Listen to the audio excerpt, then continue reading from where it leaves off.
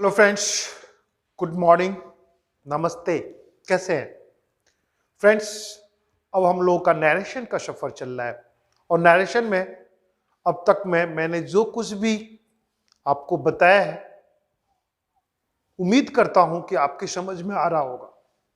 Friends, वैसे ही narration already grammar का backbone माना जाता है, क्योंकि जब भी हम अपनी बातों को एक्सप्रेस करते हैं सॉरी, उस एक्सप्रेशन में खासकर किसी इंसिडेंट को, किसी इवेंट को, किसी एक्सीडेंट को जब हम एक्सप्लेन करते हैं, इसमें नरेशन सबसे ज्यादा इंपॉर्टेंट रोल प्ले करता है।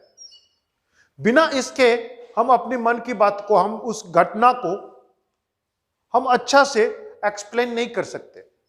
खासकर बोर्ड एग्जाम या कोई भी कंपटीशन का एग्जाम होता है, उसमें भी नरेशन का काफी इंपॉर्टेंट होता है। तो फ्रेंड्स, नरेशन का सफर अब तक में हम लोगों ने स्टेप 1 और स्टेप 2 को कंप्लीट किया और आज उसके बाद मैंने एक वीडियो केवल प्रैक्टिस के लिए शूट किया था। आज फिर हम नरेशन के नेक्स्ट स्टेप 3 के बारे में बात करते हैं। तो फ्रेंड्स, टॉपिक हमारा नरेशन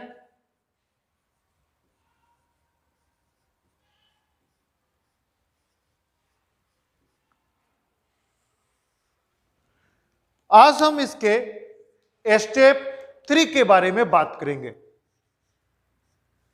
स्टेप 3, आखिर स्टेप 3 क्यों कहा जाता है?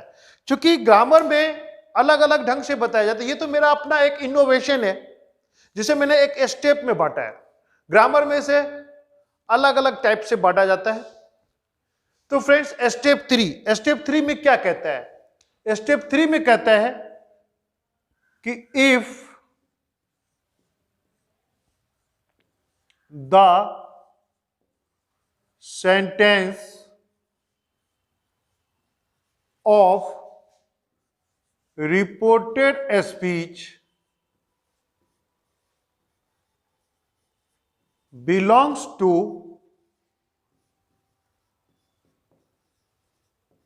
interrogative first। अगर रिपोर्टेड स्पीच का सेंटेंस इंटेरोगेटिव फर्स्ट में होता है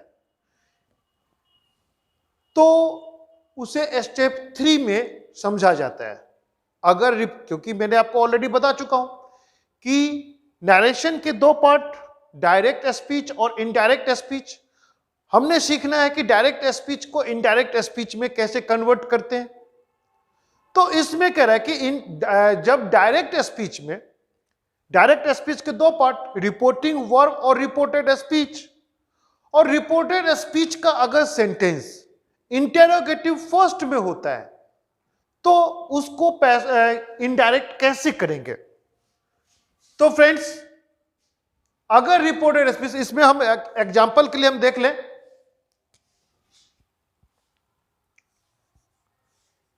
रवि said to रीना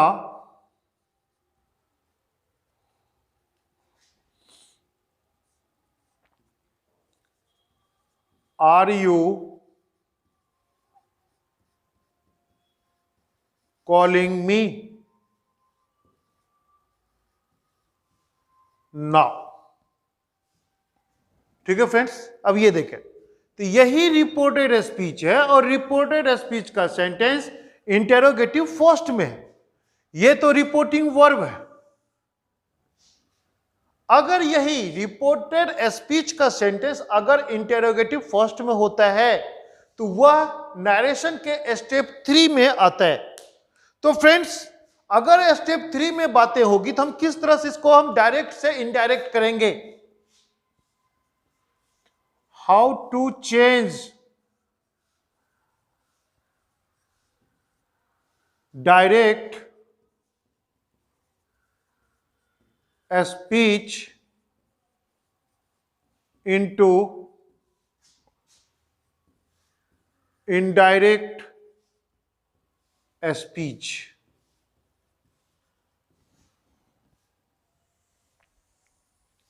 ठीक है फ्रेंड्स, ये बातें हैं। तो हम देखना होगा हमें सबसे पहले क्या करेंगे। इसमें भी कह रहे हैं कि first of all change the verb of reporting verb like following.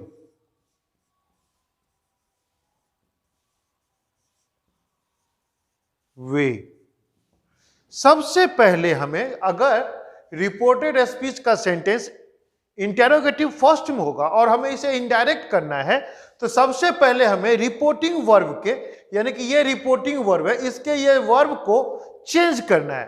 तो कैसे करेंगे? तो इसमें देता है कि ये देखें, डायरेक्ट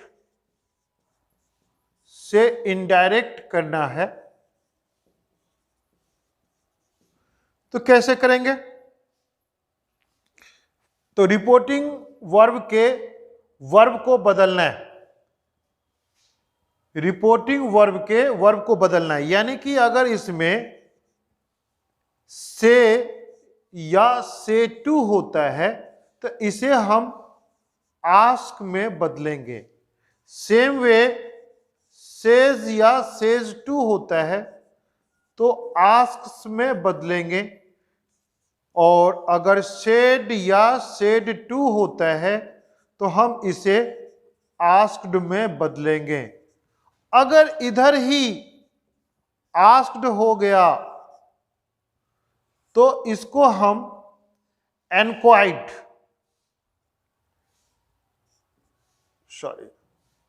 एनक्वायर्ड या इंटेरोगेटेड में बदलेंगे।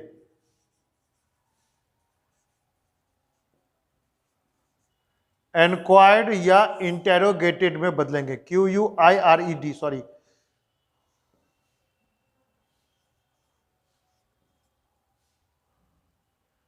एनक्वायर्ड,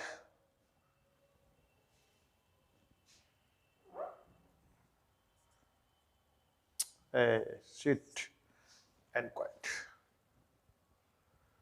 यानी कि से या से टू को आस्क में, सेज या सेज टू को आस्क में, सेड या सेड टू को आस्क में, अगर इधर ही आस्क हो गया तो इसको एनक्वायर्ड या इंटेरोगेटेड में बदलेंगे। ये सबसे पहला काम है। फिर कह रहा है कि दूसरा काम क्या है? तो दूसरा काम किसमें कह रहा है कि remove comma, remove comma and inverted comma.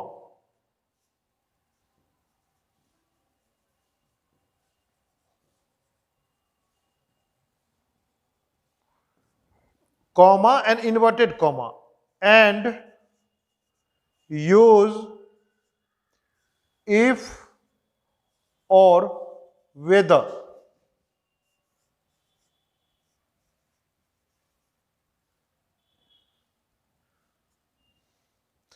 या तो इफ यूज करें या वेदर का यूज करें। इसमें दैट का प्रयोग नहीं होता है, यानी कि that is not used, that का प्रयोग नहीं होता है। यह हमें माइंड करें, क्योंकि हमने स्टेप 1 और स्टेप 2 में दैट का प्रयोग देखा, पर इसमें दैट का प्रयोग नहीं होगा। कब? अगर रिपोर्टेड स्पीच का सेंटेंस इंटेरोगेटिव फर्स्ट में होता है तो हमें इसमें कॉमा और इन्वर्टेड कॉमा को हटा करके, दैट को नहीं लगा करके, इफ या वेदर का प्रयोग करेंगे। नेक्स्ट कह रहा है change the person of reported speech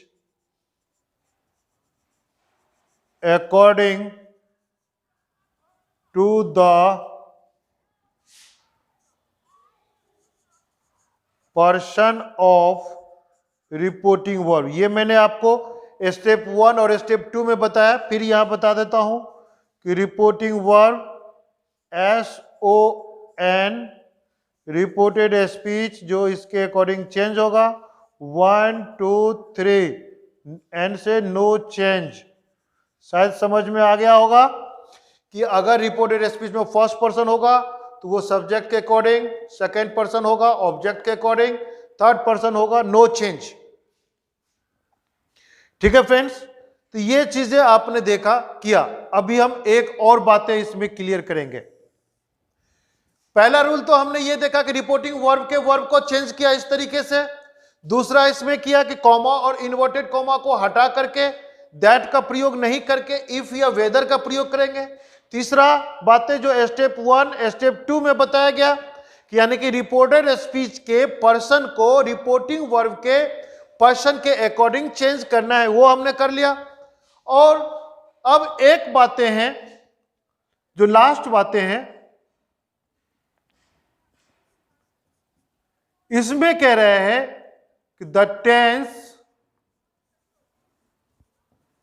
tense of reported speech is changed. Tense of reported speech is changed according to step 2। जैसे स्टेप 2 में चेंज हुआ है इसी तरह से चेंज होगा। अब बात आ गई सेंटेंस की, तो क्या कह रहे हैं? The sentence of reported speech is changed into assertive।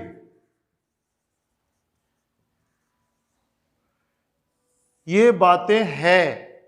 अब देखें हमें इसे करना है तो थोड़ा सा ज्यादा हो गया है, थोड़ा सा दिक्कत आ रही होगी, लेकिन ऐसी दिक्कत नहीं। आप यहां में प्रैक्टिकल करते हैं और समझने की कोशिश करते हैं। यही सेंटेंस कि Ravi said to Reena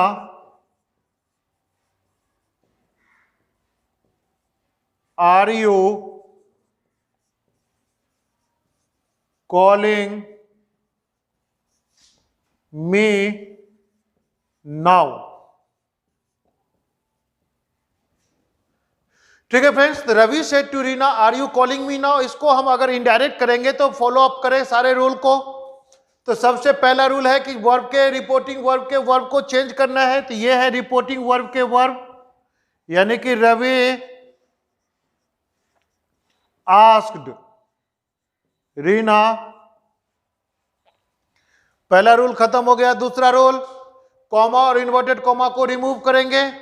weather या इफ का प्रयोग करें तो इफ सबसे आसान है प्रयोग करना, हमने इफ का प्रयोग किया। ठीक है फ्रेंड्स, अब हमें क्या करना है? तो पर्सन चेंज करना है। तो पर्सन यहां में यू है और मी है, तो यू और मी, यू जाएगा रीना के अकॉर्डिंग और मी जाएगा रवि के अकॉर्डिंग, क्योंकि यू सेकेंड पर्सन है। तो सेकेंड पर्सन यहां बताया है, अगर सेकेंड पर्सन हो तो वो ऑब्जेक्ट के अनुसार, तो ऑब्जेक्ट इसमें रीना है, इसलिए इफ शी। लेकिन अब इसका टेंस चेंज करेंगे, तो टेंस चेंज करेंगे तो क्या होगा कि ये प्रेजेंट कंटिन्यूअस है, ये पास्ट में है, ये प्रेजेंट कंटिन्यूअस में है। इज आर एम, और इज आर एम किस में चला जाता है? वाज वर में। और सेंटेंस को क्या करें? इंट्रोगेटिव से एसर्टिव में बदलना है, क्योंकि ये इंट्रोगेटिव है तो ये एसर्टिव में आएगा। If she was calling him, now change हो गया देन में। फ्रेंड्स थोड़ा सा अटपटा सा लग रहा होगा, फिर आप देखें, ही said to his sister, he said to his sister, am I calling you. He said to his sister, am I calling you? तो फिर सबसे पहले रिपोर्टिंग वर्ब बदला, he asked his sister,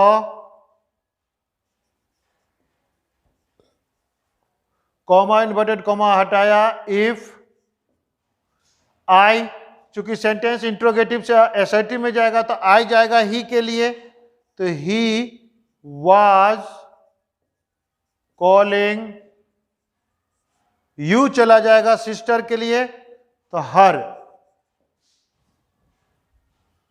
ठीक है फ्रेंड्स, तो इस तरह से आपने देखा। फिर देखे एक दो और एग्जांपल कि A said to B, shall we come here?